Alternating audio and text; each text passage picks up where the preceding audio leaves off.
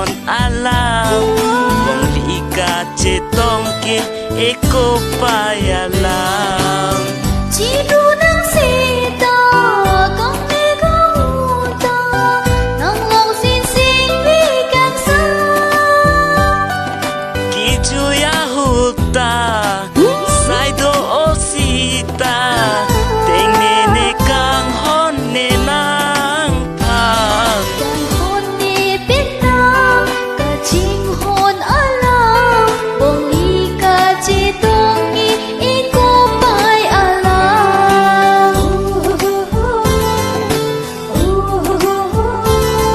Ah la la la la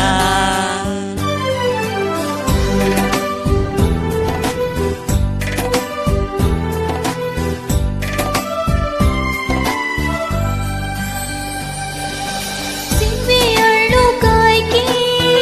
nang sikiwa Ni panang gangon ko Ah la la la la Tilo ng sonan Agang honipan Ko apin ki atang Sing ve kang sam Kalju nang lam Herai ben ban Nang lam kang sam Ranam rani yak sel jang ho Son thot nang ra je mu mang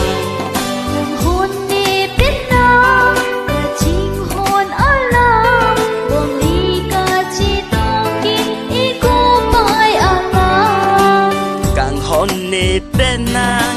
Kaching hon alam Wong lika cetong ke eko payalam Chiru ng sita kang megahuta Nang long sising bigang sa Kijuya huta Saido o sita Teng nene kang hon nenang pang Hon ni pinang kaching hon alam Bong lika chitong ki iko pay alam